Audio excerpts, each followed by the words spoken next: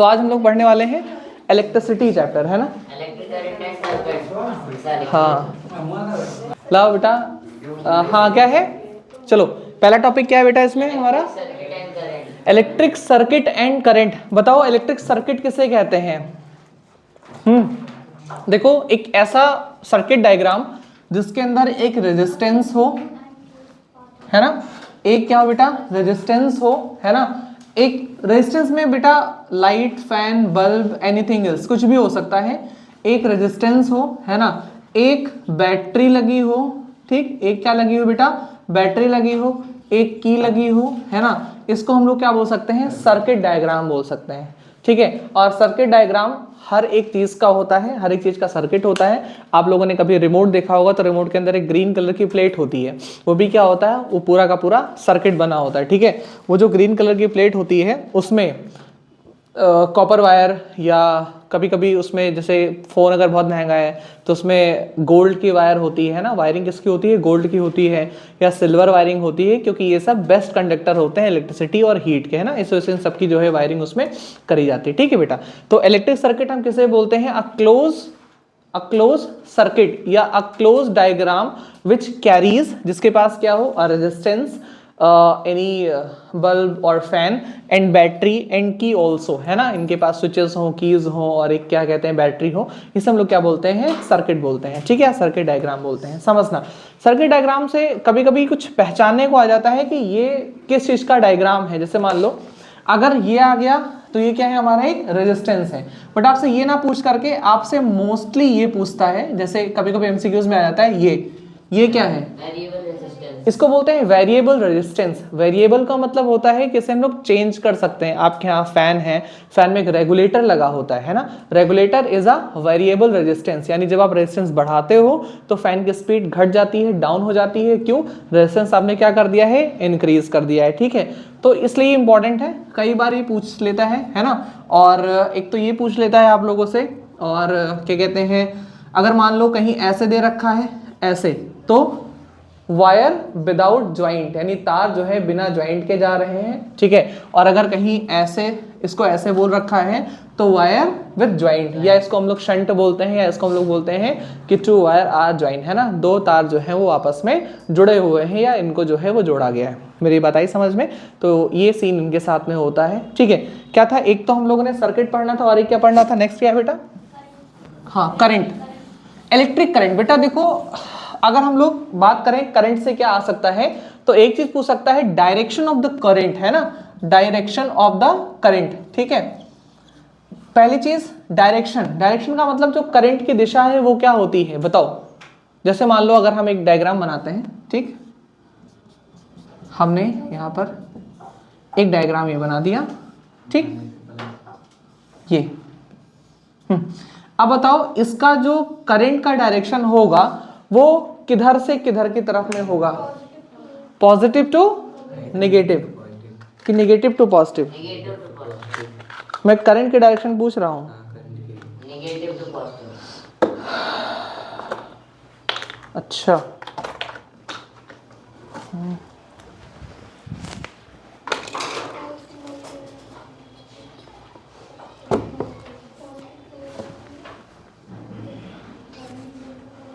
कपड़ा कहाँ गया, ये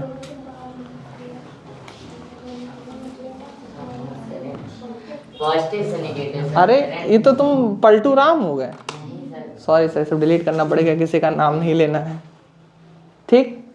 हाँ बताएं क्या डायरेक्शन होती है करंट की, पॉजिटिव टू नेगेटिव। ऐसा क्यों होता है बेटा, करंट की डायरेक्शन पॉजिटिव टू नेगेटिव क्यों होती है,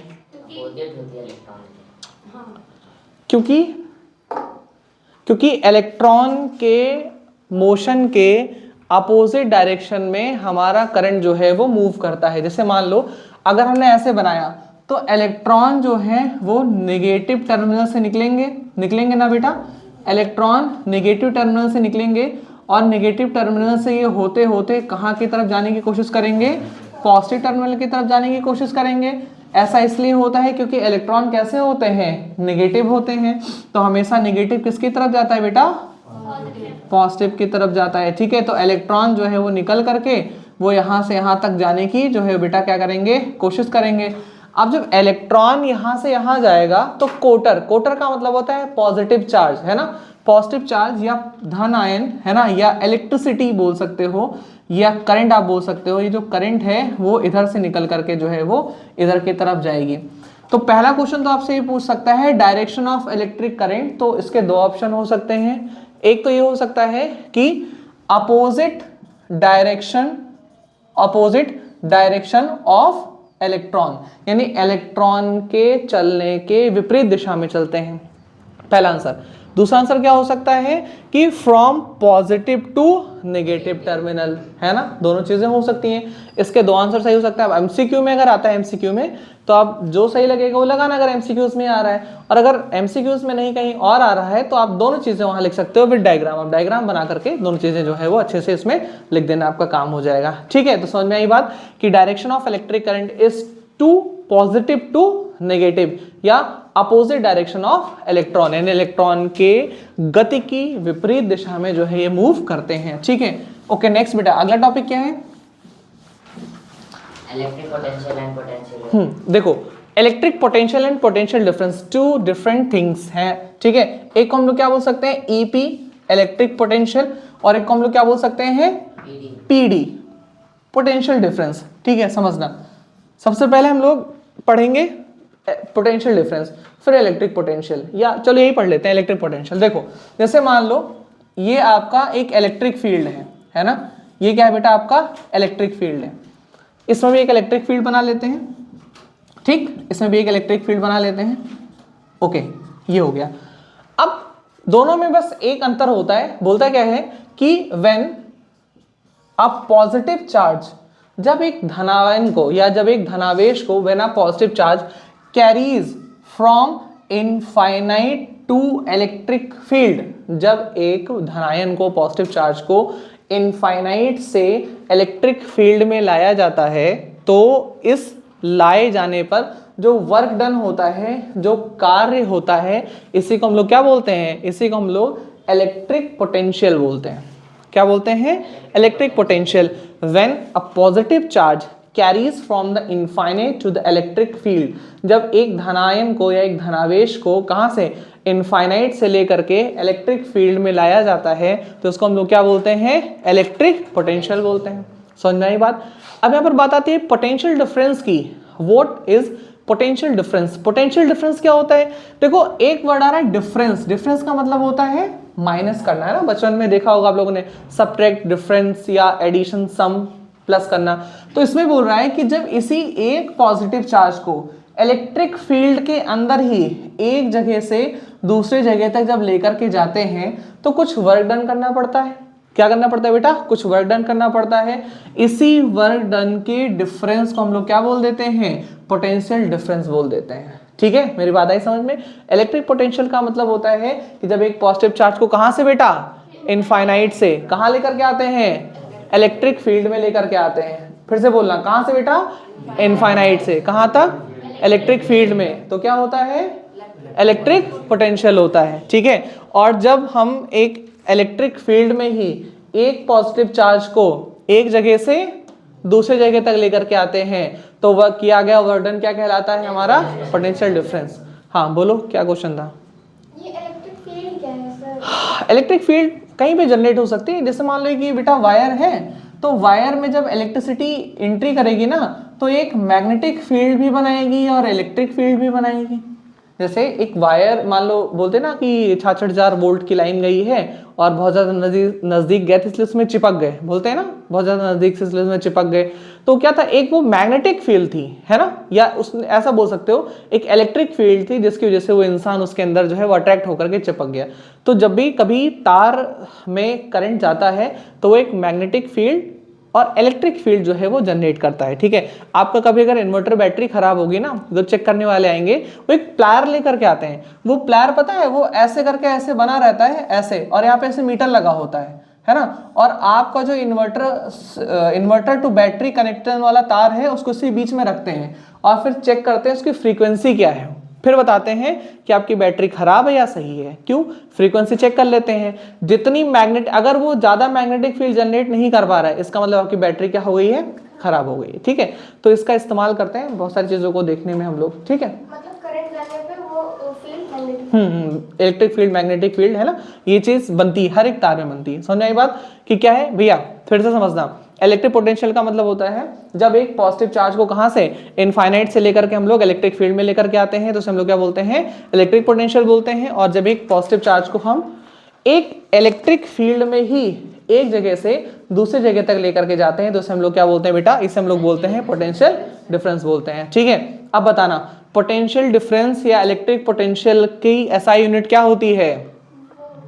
वोल्टेज। वोल्ट होती है हाँ, और इसकी वोल्ट होती है। क्या होती है बेटा? वोल्ट होती है। पोटेंशियल डिफरेंस या क्या कहते हैं, इलेक्ट्रिक पोटेंशियल की जो एसआई यूनिट होती है क्या होती है? वोल्ट होती है, वॉट नहीं होती। इस चीज को ध्यान रखना, WATT वॉट। वॉट किस चीज की होती है? पावर की होती है वॉट। ठीक है, आप लोगों ने पढ़ा होगा कि 1 वॉट बराबर इतना हॉर्स पावर, या 1 हॉर्स पावर बराबर इतना वॉट, है ना, ये सब आप लोगों ने अच्छे से पढ़ा होगा। ध्यान से समझिएगा इस चीज को। समझ में आया? इलेक्ट्रिक पोटेंशियल और पोटेंशियल डिफरेंस। अगला टॉपिक क्या है बेटा? Ohm's law. हाँ, ये भी बहुत से लोग नहीं लिख पाए। बोला गया सर इसमें डायग्राम क्या है? मुझे तो मजा आया था, मुझे लग रहा है पहले ही प्री बोर्ड में आया था ओम्स लॉ, वो भी नहीं लिख पाए। देखो, ओम्स लॉ में अगर कभी एग्जाम में आता है तो आप इसका आंसर डिपेंड करता है कितने नंबर में आया है। 6 नंबर में कभी ओम्स लॉ नहीं आएगा। पूछो क्यों? उतना इसमें कंटेंट ही नहीं है कि आप इसे 6 नंबर में लिख सको। ये आएगा तो कितने नंबर में आएगा? हमेशा 4 नंबर में ही आएगा। ध्यान से समझिएगा, एमसीक्यूज में नहीं आएगा। कितने नंबर में आएगा? 4, क्योंकि या तो 4 नंबर का क्वेश्चन आता है, तो कितने नंबर का क्वेश्चन आता है? 6 नंबर का आता है। ठीक है, तो ये हमेशा कितने नंबर में आएगा? 4 नंबर में आएगा। या अगर ऑप्शन दे देगा, जैसे कभी कभी ऑप्शन देता है ना कि जैसे 6 नंबर में है, आपको 3 टॉपिक दे दिया, जैसे इसमें लिख दिया ऑक्सीडेशन के बारे में लिखो, है ना। अगला दे दिया कि क्या कहते हैं, रस्टिंग ऑफ आयरन के बारे में लिखो, या अगला दे दिया रेंसिडिटी के बारे में लिखो। इसमें भी हो सकता है ओम्स लॉ दे दे। अगर इसमें आएगा तो आप शॉर्ट में लिखना, मतलब 1 पेज में आप निपटा देना। और अगर 4 नंबर में आएगा तो कम से कम आप इसको 2 पेज लेकर के जाना। कैसे लेकर के जाओगे मैं बताता हूँ। सबसे पहले तो आपको एक डायग्राम बनाना है। डायग्राम साइड में बनाना। डायग्राम क्या बनाओगे? अरे है नहीं, कोई नहीं, हम लोग बनाएंगे ना बेटा। ठीक, ये आपने डायग्राम ड्रॉ कर दिया। ठीक है, अच्छा, ओम्स लॉ कहता है क्या है? सबसे पहले रफली हम एक चीज, सबसे पहले हमें रफली एक चीज सीखनी है, क्या है? V is equal IR। हमें पता है ना, यही तो हमारा ओम्स लॉ है, V is equal IR।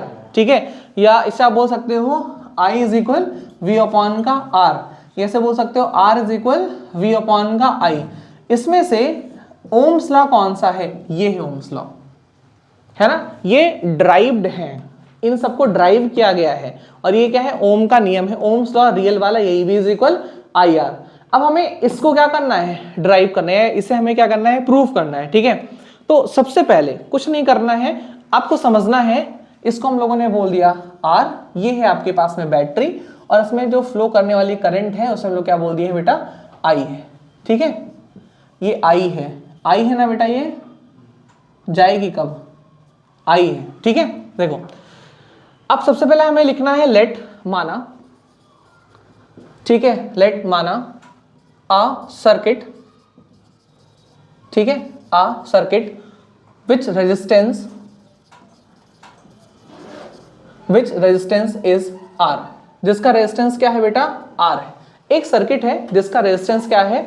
R है। ठीक है, and a V volt battery, या V वोल्ट सेल है, सेल ही लिख दे रहे हैं, V volt cell is connected.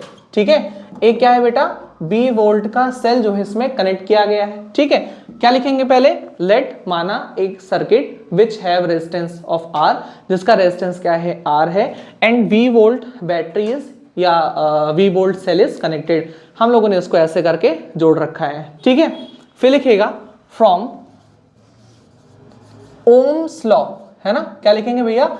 कि ओम के नियम के अनुसार, फ्रॉम ओम्स लॉ। देखो जब आप 12th में पहुंचोगे ना, तो 12th में ओम्स लॉ का बड़ा डेरिवेशन है, बहुत बड़ा डेरिवेशन है। मतलब आप ये मान के चलो कि एक पेज का डेरिवेशन है, तो हमें 10th में वो नहीं करना है, वो ये नहीं पूछ रहा है आपसे कि आपको इसका डेरिवेशन आता है कि नहीं आता है, वो खाली आपसे इतना पूछ रहा है कि आपको ओम लॉ के बारे में पता है कि नहीं पता है। ठीक है, आप यहां से इतना लिखोगे, लगभग आपका आधा पेज भर जाएगा। मेरे पास बोर्ड है इसलिए थोड़ा कम लग रहा होगा, बट यहाँ लगभग आप आधा पेज इसमें भर दोगे। ठीक है, फिर क्या लिखा है, फ्रॉम ओम्स लॉ, ओम के नियम के अनुसार, है ना, V प्रोपोर्शनल टू क्या लिखेंगे हम लोग यहाँ पर, I। अब आप इसके बारे में लिखोगे, क्या लिखोगे, अकॉर्डिंग टू दिस, यहां क्या लिखोगे, अकॉर्डिंग टू दिस, इसके अनुसार क्या होता है बेटा, when we increase करंट, जब हम क्या बढ़ाते हैं बेटा, करंट बढ़ाते हैं, so voltage is also increases, तो वोल्टेज क्या हो जाता है, अपने आप जो है वो बढ़ जाता है। इट मीन्स, इसका मतलब क्या है, V is directly proportional to क्या बेटा, V is directly proportional to I, यानी I बढ़ाएंगे तो हमारा V क्या हो जाएगा, बढ़ जाएगा। क्या एक पेज इतने में नहीं भर जाएगा, अगर आप थोड़ी थोड़ी जगह छोड़ करके अगर लिखोगे तो कहते में एक पेज नहीं भर जाएगा, भर जाएगा। बहुत से लोगों ने तो पता ये लिखा था, the ratio of potential difference and current is called R, this is Ohm's law. भैया ये ओम का नियम नहीं है, ये तुम्हारे रेजिस्टेंस की डेफिनेशन बन सकती है, बट रेजिस्टेंस की ड्राइव डेफिनेशन है, करेक्ट ये भी नहीं, ड्राइव डेफिनेशन है यार, है ना। जैसे बोलते नहीं, 2 2 5 कर दें, मैथ्स में 2 2 5 कर देते हैं 2 2 5, ठीक है, वो ड्राइव है, वो रियल नहीं है। मेरी बात आ रही समझ में, ऐसे ये ड्राइव है आपकी डेफिनेशन, रियल नहीं है। रियल डेफिनेशन आपको यहाँ पे लिखी हुई मिल रही है। ठीक है, तो क्या हो जाएगा, V is directly proportional to I, है ना। V इज क्या है बेटा, डायरेक्टली प्रोपोर्शनल टू I, यानी V क्या है, डायरेक्टली प्रोपोर्शनल है I के। अब हमें प्रोपोर्शनल का साइन हटाने के लिए क्या चाहिए होता है, क्या चाहिए होता है, कांस्टेंट। अच्छा, कांस्टेंट का मतलब क्या होता है बेटा, जिसकी वैल्यू कभी ना चेंज हो, फिक्स हो। कांस्टेंट का मतलब जिसकी वैल्यू कभी फिक्स ना हो, क्या, सॉरी, कभी चेंज ना हो, हमेशा क्या हो, फिक्स हो, उसे हम लोग क्या बोलते हैं, कांस्टेंट। एक वायर का रेजिस्टेंस या एक डिवाइस का रेजिस्टेंस हमेशा फिक्स होता है। जब आप कोई भी सामान लेकर के आते हो, उस पर लिखा होता है रेजिस्टेंस, उस पर लिखा होता है उसका वोल्टेज, उस पर लिखा होता है उसकी पावर कंजम्पशन। जैसे मान लो एसी लगा हुआ है, तो एसी के पीछे उसका पावर कंजम्पशन लिखा होता है 1500 से 2000 वाट, है ना। यानी जब चलेगा 1 घंटे तो 1500 वाट खाएगा या 2000 वाट ये खाएगा। कोई भी आप चीज लेकर के आते हो, उसके पीछे उसके कंजम्पशन लिखे होते हैं कि ना ये कंज्यूम करेगा एक बार चलने में। ठीक है, यानी रेजिस्टेंस जो है ये हमेशा फिक्स होता है किसी चीज का। ठीक है, तो अब आप यहाँ पे इस चीज को लिखोगे, है ना, for the removing of proportional sign, for the removing of proportional sign, हमें प्रोपोर्शनल साइन हटाने के लिए क्या करना पड़ेगा, वी टेक अ कांस्टेंट। क्या लेंगे, वी टेक अ कांस्टेंट, हमें क्या लेना पड़ेगा, एक कांस्टेंट लेना पड़ेगा, है ना, विच इज क्या है बेटा, वो हमारे पास में विच इज रेजिस्टेंस, और ये क्या है, आर, विच इज रेजिस्टेंस, जिसे हम लोग क्या बोलते हैं, आर बोलते हैं, which is resistance of a wire या which is resistance of a circuit, यानी वो क्या है, किसी सर्किट का, किसी वायर का क्या है, रेजिस्टेंस है। ठीक है, अब उसके बाद हम यहाँ पे लिखेंगे फिर फ्रॉम, फिर से एक लाइन बढ़ाओ, क्या लिखोगे, फ्रॉम इक्वेशन 1, कहां से, इक्वेशन नंबर 1 से, क्या लिखोगे, V इज इक्वल, है ना, आर आई, प्रोपोर्शनल का साइन हटाया, आर लगाया। अब इसको एक बार नीचे सही करके लिख दोगे, V इज इक्वल क्या है, आई आर। ठीक, क्या इतना 2 पेज में नहीं आएगा आपका, आप बोलो कि 2 पेज नहीं है, 4 नंबर में आया, मतलब आपको 2 पेज लिखना है। ठीक है, आप सब आर्टिस्ट हो, एक चीज समझो, आपने आपको स्टूडेंट मत समझो, आप आर्टिस्ट हो। एग्जामिनर के हाथ से आपको अपने नंबर निकालने कैसे हैं, उस आर्ट को समझने वाले आप आर्टिस्ट हो। ठीक है, आपके लिखने की कला पे एग्जामिनर आपको नंबर देगा, जितना अच्छा लिख पाओगे उतना अच्छा नंबर आपको मिलेगा। अगर जर्नल लिखोगे तो जनरल नंबर मिलेगा, जनरल मतलब 70 80 ऐसे, 100 ऐसे मैं बात कर रहा हूँ। ठीक है, 70 80 ऐसे मिलके निपट जाओगे। थोड़ा स्पेसिफिक लिखोगे, जब उसको लगेगा कि नहीं तुम्हें जानकारी है, तुम लिख सकते हो, तुमने पोटेंशियल दिखाओगे, तभी तुम्हें नंबर देगा। और सबसे पहली चीज राइटिंग सुधार लो, सबसे पहली चीज, क्योंकि जब तुम कहीं जाते हो, अगर रोड खराब रहती है तो पहला तुम्हारा मन क्या कहता है, अरे यार बेकार सी रोड है, कौन जाएगा, हम नहीं जाएंगे। अब जब तुम राइटिंग लिख रहे हो इतनी घटिया राइटिंग लिख दोगे ना तो एग्जाम सोचेगा बे का लिखिन बे करिए नहीं, लाओ ऐसे नंबर देते, वो जनरल नंबर देके तुम्हें बढ़ जाएगा। ठीक है, तो आप अपने आप को स्टूडेंट सच में नहीं समझो, आप अपने आप को आर्टिस्ट समझो कि हम आर्टिस्ट हैं और हम ये आर्ट बना रहे हैं कॉपी में। ठीक है, 4 नंबर का अगर क्वेश्चन है तो कम से कम आपको 2 पेज तो पक्का ही पक्का लिखना है ना। जैसे मान लो मेंडल का लॉ आ गया, उसने कुछ नहीं बोला, 4 नंबर अगर दिया है उसने कि 4 नंबर में हमें लॉ दे रहे हैं तो आप तीनों लॉ लिख देना शॉर्ट में, बहुत ज़्यादा लॉन्ग नहीं, तीनों लॉ लिख देना। और जो पिक्टोग्राफ में जो बना होता है पुनेट स्क्वायर में जो बना होता है आर आर बाई वो लिख देना, आपको नंबर मिल जाएगा। अगर वही क्वेश्चन 6 नंबर में आया, इसका मतलब कम से कम मिनिमम आपको उसे जो है वो 4 से 6 पेज के अंदर लिखना है। ठीक, उसी चीज़ को आप थोड़ा सा इंक्रीज कर दोगे, इसी पे तो नंबर मिलते हैं, इसी चीज़ के आपको नंबर मिलेंगे एग्जाम में। आपने कितना पढ़ा साल भर, एग्जामिनर को बिल्कुल नहीं पता। आप एक दिन पहले बीमार हो गए, गिर पड़े, चोट खा गए, एग्जामिनर को कुछ नहीं पता, उसे ये पता है तुमने कॉपी में क्या लिखा है और वही देख के वो नंबर देगा। तो कॉपी में ऐसा परफॉर्म करो कि उसे बिल्कुल ना पता चले कि साल भर तुम लोग गोली खेले हो। ठीक है, वो पता चलेगा तो नंबर काट लेगा वो। ठीक है, आई बात समझ में। और पता है एक बार अगर आपका अच्छा नंबर आ गया ना तो घर वाले भी कहेंगे बेचारा लड़का फोन में पढ़ते रहा और नंबर नहीं आया तो क्या कहेंगे, मैं पता रहा तू पूरे टाइम फोन चलावत हो, पढ़त ना ही हो, है ना। तो घर वालों का भी डायलॉग चेंज हो जाएगा। मैंने आप लोगों को वैसे भी बता भी रखा है, घर वालों का क्या क्या तेज होता है बेटा, उनकी मल्टीप्लिकेशन यानी गुणा और भाग 2 ही तेज होता है।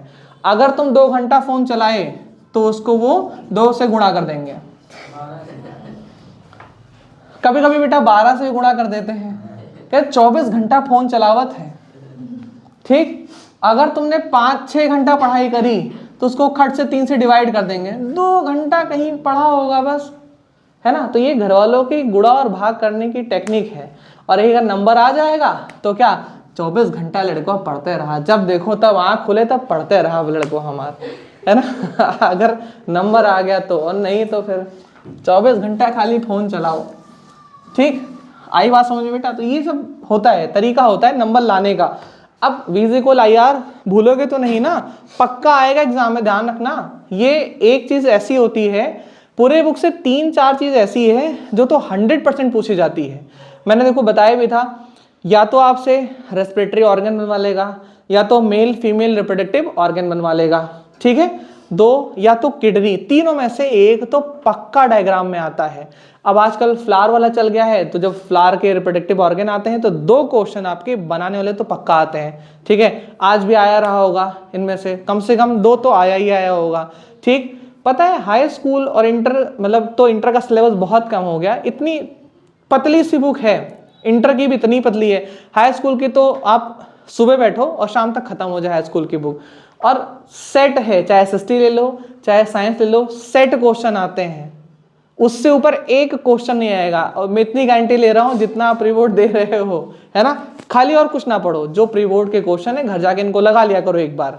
ठीक, उसके ऊपर अगर एक भी क्वेश्चन आ जाएगा तो बताना। ठीक, नहीं आएगा उसके ऊपर, लेकिन हाँ जो आप लिख रहे हो इसको घर जाके एक बार आप लगा लेना। इतने ही क्वेश्चन आते हैं, बाकी नहीं आते हैं। तो V=IR हम लोगों ने पढ़ लिया। अगला टॉपिक क्या है बेटा, नेक्स्ट टॉपिक। हाँ,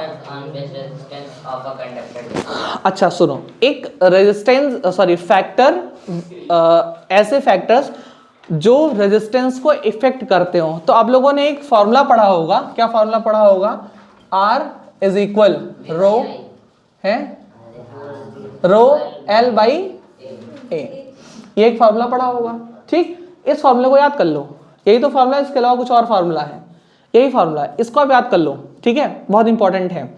अब इसमें एक चीज तो आपको ये निकल के आ रही है सर कि R is directly proportional to L।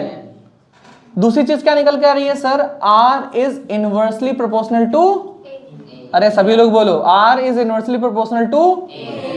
हाँ, और तीसरी चीज क्या निकल करके आ रही है, R is directly proportional to rho. ठीक, मैंने सिर्फ एक फॉर्मूला बताया, फॉर्मूले से ये क्वेश्चन आपको बताऊंगा और ये आएगा 4 ही नंबर में आएगा अगर आया तो। वैसे तो आएगा नहीं, इससे भी इंपॉर्टेंट क्वेश्चन है, बट अगर आया तो ये आपको 4 नंबर दे करके जाएगा। आपको ये फॉर्मूला याद रखना है बस, और कुछ नहीं करना है। ठीक है, सबसे पहले आपको ओपनिंग सेंटेंस क्या लिखना है, अगर आया कि factor which effect the resistance, तो आपको सबसे पहले रेजिस्टेंस के बारे में लिखना है। आपके हेडिंग डालोगे सर रेजिस्टेंस, है ना, कि रेजिस्टेंस क्या होते हैं, फिर आप इसके बारे में लिखोगे। Sir resistance is the basic property of any appliances और वायर। रेजिस्टेंस क्या है, किसी भी वायर या किसी भी तार की या अप्लायंसेस, मतलब बल्ब, पंखा, बत्ती, इसको अप्लायंसेस बोलते हैं, इसकी एक बेसिक प्रॉपर्टी है ना। Every electronic atom have its own resistance. सबके पास अपना क्या होता है बेटा, खुद का रेजिस्टेंस होता है। सबके पास अपना एक रेजिस्टेंस होता है, सब पे लिखा रहता है 2 ओम से 4 ओम। वो साउंड वाउंड आता है ना, उसके पीछे भी लिखा रहता है 4 ओम 2 ओम रेजिस्टेंस, उसका रेजिस्टेंस लिखा होता है। कभी आप लोगों ने गौर किया होगा तो सबके पास अपना रेजिस्टेंस होता है, ठीक है। तो पहले तो ये लिखोगे, अब उसके बाद क्या लिखोगे, the factor which effect the resistance. फिर आप वो लिखोगे फैक्टर जो रेजिस्टेंस को इफेक्ट करते हैं।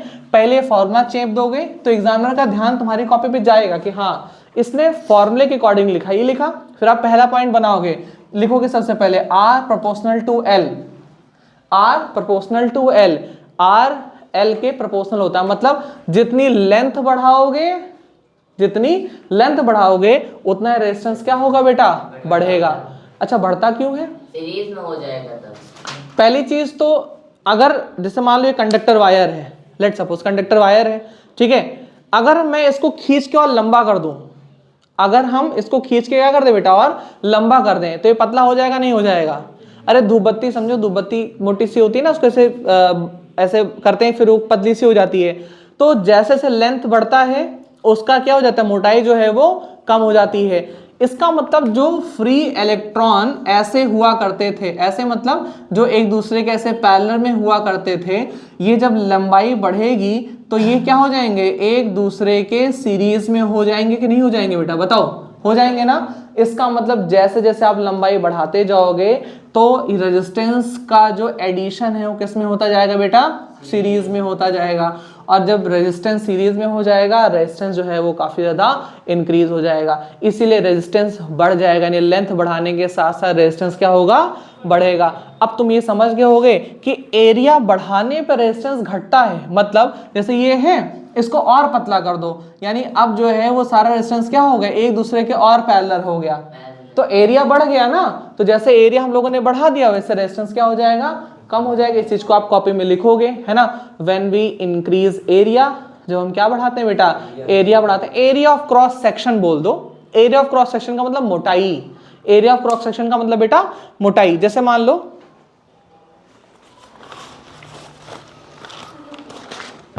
ये मान लो कॉपी है, ठीक है, अभी इसकी मोटाई इतनी है, दिख रही है ना मोटाई। अब इसका एरिया ऑफ क्रॉस सेक्शन बढ़ाने के लिए इसको हम रोल कर दे रहे हैं, इसको हमने क्या कर दिया, रोल कर दिया। एरिया ऑफ क्रॉस सेक्शन बढ़ गया, यानी पहले इतना पतला रहा होगा, अब ये इतना मोटा हो गया।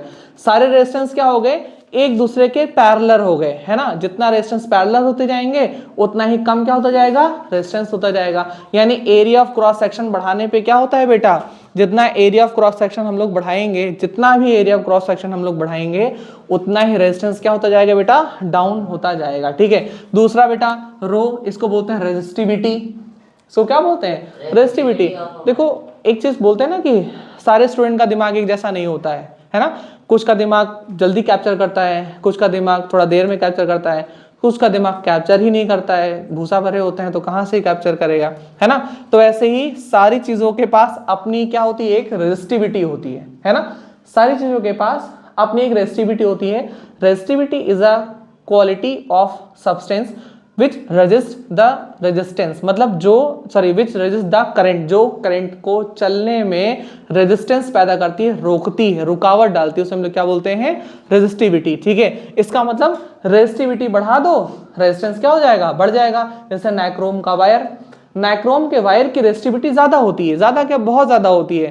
तो जब आप नाइक्रोम के वायर को जब आप बहुत ज्यादा हीट देते हो, करंट देते हो, तो सारी इलेक्ट्रिसिटी किसमें चेंज कर देता है, हीट में चेंज कर देता है ना। और वही उसकी क्वालिटी है। अब नाइक्रोम का वायर है तो आप उसको प्रेस में भी इस्तेमाल कर लेते हो, है ना। नाइक्रोम का वायर है तो हीटर में भी उसको इस्तेमाल कर लेते हो। तो जितना रेजिस्टिविटी आप बढ़ाओगे उतना रेजिस्टेंस क्या होता जाएगा बेटा, बढ़ता जाएगा।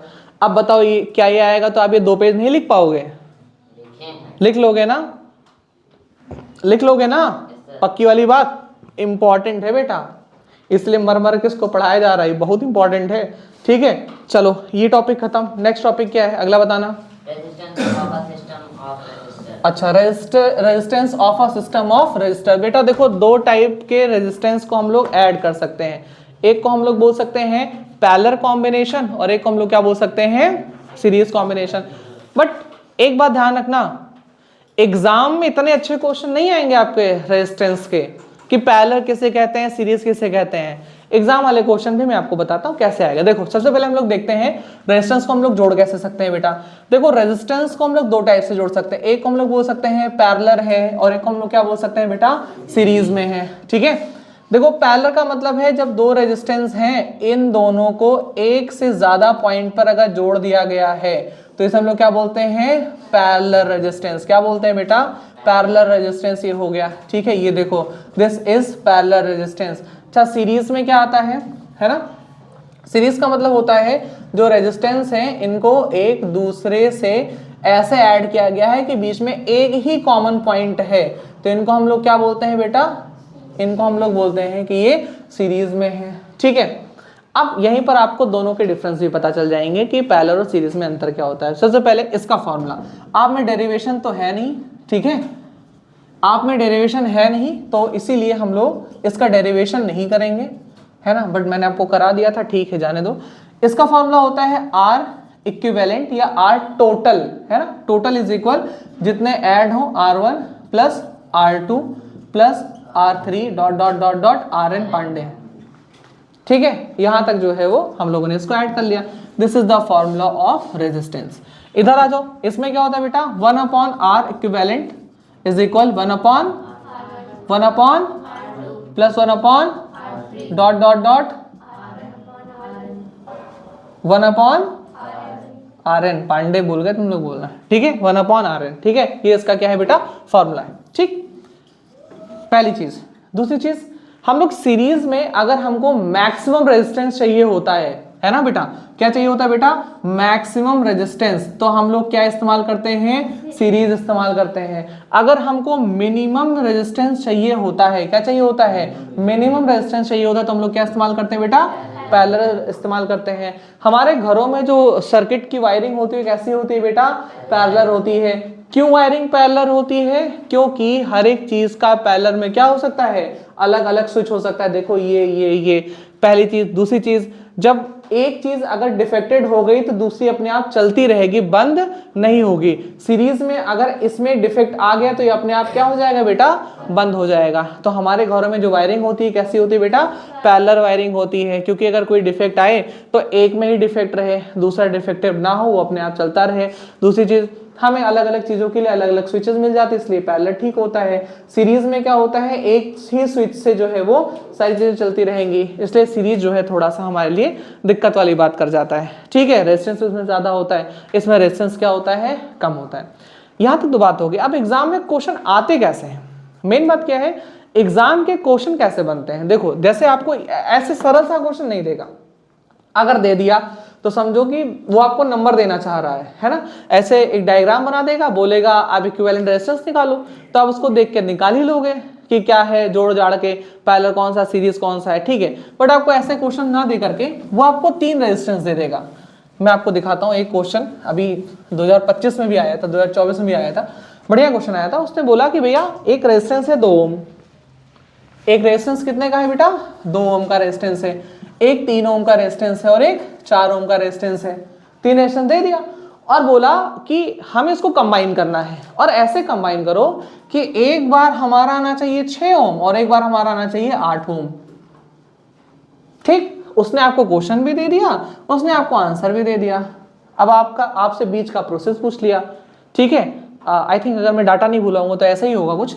अब देखो, अगर उसने ऐसे पूछा कि तीनों को आपको एक साथ कनेक्ट करना है या ऐसे ही कुछ सीन था, तो उसने ये पूछा भैया देखो इन दोनों को हम किस में ऐड करेंगे, फिर आपको ऐड करके देखना पड़ेगा पेपर में, आपको ये रफ करके देखना पड़ेगा। जैसे मान लो 3 और 2 कितने हो गए, 5 हो गए। अब 5 और अगर हम 4 को जोड़ रहे हैं तो कितना आएगा, या हो सकता है 4 और 2 को जोड़ लिया 6 हो गया, 1/6 और प्लस 3 बचा 1/3, इसको हम लोगों ने जोड़ लिया। तो ऐसे कर करके आपको एक एक चेक करना पड़ेगा कि हम किन 2 को पैरेलल में जोड़ेंगे और किन 2 को सीरीज में जोड़ेंगे। हालांकि जब क्वेश्चन आंसर करेंगे तो इसको हम लोग करेंगे जरूर, है ना। ऐसे क्वेश्चन देखो 2-3 टाइप के क्वेश्चन तो आपको एग्जाम में पक्का मिलेंगे। एक तो मिलेगा आपको रेजिस्टेंस से संबंधित, है ना, एक रेजिस्टेंस संबंधित पक्का मिलेगा।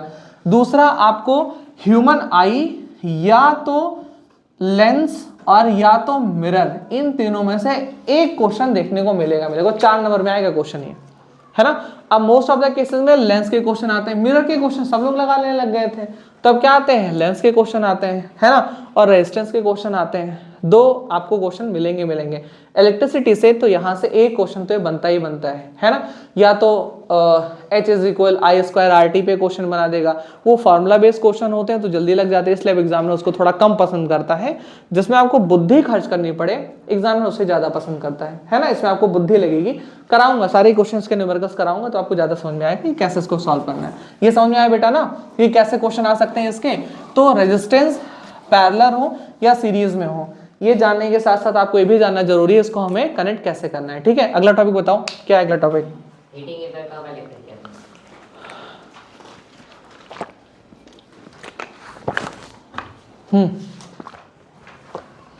Heating effect of electric current. देखो अभी मैंने नाइक्रोम वायर का नाम लिया था। नाइक्रोम वायर क्या है, जब उसको हम लोग बहुत ज़्यादा बिजली देते हैं तो क्या हो जाता है, वो हीट हो जाता है। ठीक है, अच्छा हीट क्यों होता है? मैं सोचा आज फोन क्यों नहीं आया किसी का। हाँ पा गाड़ी की, ठीक, चाबी दे आओ।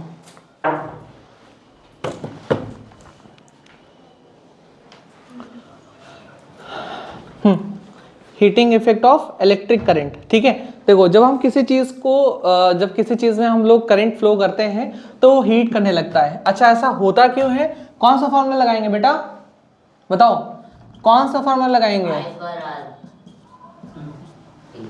है ना, H is equal I square R T.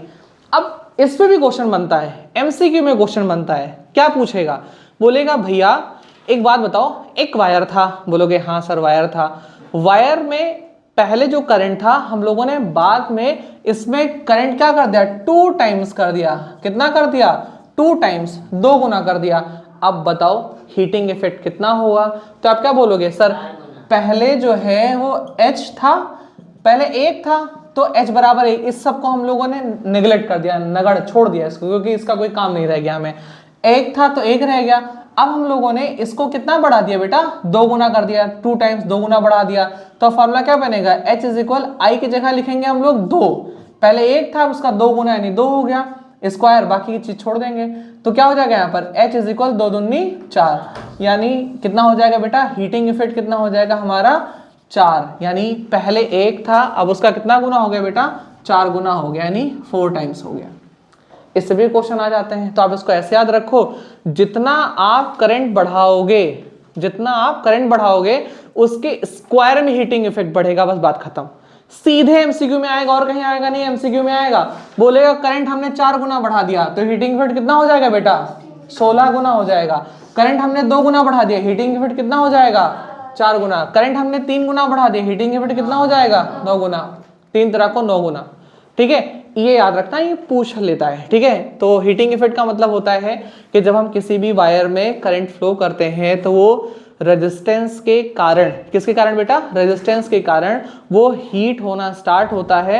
और जितना ज्यादा करंट बढ़ाते हैं हीटनेस उतनी के ही स्क्वायर में क्या होती रहती है बेटा, बढ़ती रहती है। मेरी बात आई समझ में? तो heating effect of electric current भी हम लोगों ने पढ़ लिया। नेक्स्ट टॉपिक क्या है, इलेक्ट्रिक पावर। ठीक, इलेक्ट्रिक पावर है ना। ओके बताओ बेटा इलेक्ट्रिक पावर का मतलब क्या होता है? हाँ, power is equal work done upon time. यही क्वेश्चन आज आया था, आया था नहीं आया था, आया था ना। क्या लिखा था, if power is equal x1 है ना, work done is equal x2 और टाइम इज इक्वल x3। ठीक, तो आपसे पूछा था कि क्या बताना था, आई थिंक मुझे ऐसा लग रहा है वर्क डन बताना था कि W बराबर इनमें से क्या सही होगा, या 3 आपको कोटेशन दे रखा था, तीनों में से क्या सही होगा। ठीक है, तो देखो समझना, इसको हम लोगों ने क्या बोला, x1, x1 बराबर वर्क डन को क्या बोला x2, टाइम को क्या बोला x3, तो क्या हो जाएगा x1 into x3 is equal, अरे बोलो मानते हो कि नहीं? Yes sir. और एक नजर में देख के कोई क्या कहेगा आउट ऑफ सिलेबस, है ना? पहली बार कोई देखा तो क्या बोलेगा आउट ऑफ सिलेबस है, ये तो पढ़ाई नहीं किया है, ये बुक में ही नहीं है, ये करूंगा। अरे भैया सिलेबस का ही है, एक बार थोड़ा ध्यान से देखना पड़ेगा इसको, है ना? क्या है power is equal work done upon का टाइम। ठीक है, समझ में आया? इसको हम लोग क्या बोल सकते हैं x1 x3 इज इक्वल क्या है x2। तो अगर कोई क्वेश्चन ऐसा होता है एग्जाम में, उससे डरने का नहीं है ना, डरना किसी से नहीं है, ना क्वेश्चन से ना इंसान से, है ना? सीधा उसको तोड़ना शुरू करना है। तोड़ना मतलब बड़े क्वेश्चंस को पढ़ो, 2-3 बार पढ़ो, अपने आप आपको आंसर जो है वो पता चल जाएगा। मिटाओ बेटा। तो पावर का मतलब होता है, इलेक्ट्रिक पावर का मतलब होता है जितना वर्क डन होगा, है ना, और जितने टाइम तक, या हम लोग ऐसे बोल सकते हैं वर्क डन की जगह, इसकी जगह हम करंट भी ले सकते हैं ना, यानी करंट कितने देर तक उस तार में या उस वायर में फ्लो कर रही है, इसे हम लोग बोल सकते हैं इलेक्ट्रिक पावर। जैसे मान लो अगर 4 एम्पियर करंट जो है वो 2 सेकेंड्स तक फ्लो कर रही है, तो इलेक्ट्रिक पावर कितनी हो जाएगी 2, है ना? और पावर के लिए क्या होती है यूनिट वॉट, है ना? कितनी हो जाती है 2 वॉट। ठीक है, तो इनके कहने का मतलब है पावर का मतलब होता है the current flows in a circuit, है ना? एक यूनिट टाइम में उस सर्किट में कितना करंट फ्लो हो सकता है, उसे हम लोग क्या बोल सकते हैं इलेक्ट्रिक पावर बोल सकते हैं। चिंता मत करो, ये आएगा तो एमसीक्यू में ही आएगा, उससे ऊपर नहीं आएगा।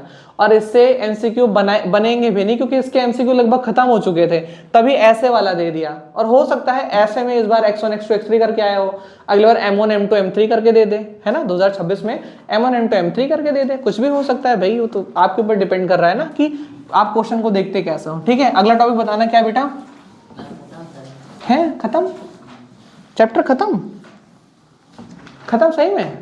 बुक लाओ देखें, बुक कॉपी नोट्स। इतनी जल्दी कैसे खत्म हो सकता है? अभी तो हमने फॉर्मूला भी नहीं बताया ना यार। हाँ, फ्यूज वायर बचा होगा यार, नाइक्रोम वायर, फ्यूज वायर, ये होगा। अरे नहीं भाई साहब, फ्यूज वायर मैंने लिखाया है। वो हीटिंग इफेक्ट नहीं था। अच्छा, हीटिंग इफेक्ट में ही था। ठीक है, देखो फ्यूज वायर पढ़ते हैं। फ्यूज वायर क्या है बेटा? फ्यूज वायर एक ऐसा वायर होता है जिसका रेजिस्टेंस क्या होता है, बहुत ही मतलब नॉर्मल होता है, और फ्यूज वायर का जो हीटिंग होता है, यानी जैसे फ्यूज वायर हीट करता है वो क्या हो जाता है बेटा, टूट जाता है ना।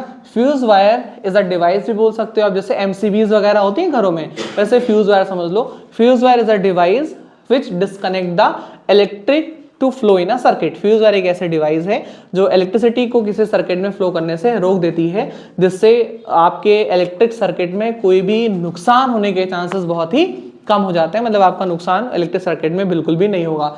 बड़े बड़े अप्लायंसेस में फ्यूज वायर अंदर ही होते हैं, या ऐसे बोल दें घरों के जो बोर्ड होते हैं उसमें फ्यूज वायर लगाया जाता है, ताकि अगर मान लो कभी शॉर्ट सर्किट हो तो शॉर्ट सर्किट के टाइम पर आपकी जो इलेक्ट्रिसिटी है उससे आपके अप्लायंसेस को क्या मिल सके बेटा, राहत मिल सके, और आपको कोई दिक्कत उसमें ना हो। ठीक है, अच्छा फॉर्मूला ढेर सारे इलेक्ट्रिसिटी में है। ठीक है, तो एक फॉर्मूला यूनिवर्सल है, क्या है? V is equal IR। अब इसी से हम लोग फॉर्मूला प्रूव करते हैं। बताओ कितने फॉर्मूले इससे प्रूव किए थे हम लोगों ने? 3 फॉर्मूला। कौन कौन? सेकंड फॉर्मूला क्या था बेटा? I equal V by R। ठीक है, अब अरे इससे तो क्या ही था, I is equal V upon R, है ना? या इससे हम लोगों ने बोल दिया क्या, R is equal V upon का I। अब उसके बाद क्या फॉर्मूला प्रूव किया था? पैरेलल का और सीरीज का। पैरेलल का और सीरीज का, वो तो आप लोगों ने रेजिस्टेंस में कर ही लिया है ना, कि R इक्विवेलेंट इज इक्वल कितना हो जाएगा, R1 plus R2 plus R3 dot dot dot dot Rn, है ना? फिर 1 upon R equivalent is equal कितना हो जाएगा, 1 upon R1 plus 1 upon R2 plus 1 upon R3 plus dot dot dot dot 1 upon Rn, ये हो गया।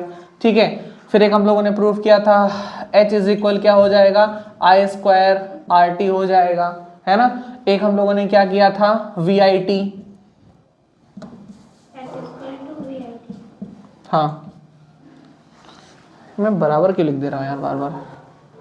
H इज इक्वल क्या हो जाएगा, VIT, है ना, ये प्रूव किया था, P is equal ठीक है। I square R. P is equal क्या हुआ था, आई स्क्वायर आर, ठीक है, ये भी हुआ था। और क्या प्रूफ किया था, V square R. P is equal V square. V square, अबे उल्टा लिख दिया, P is equal V square R, है ना। तो ये सारे फॉर्मूला हम लोगों ने प्रूव कर रखे थे, जिसमें पता है एक फॉर्मूला ये पढ़ लो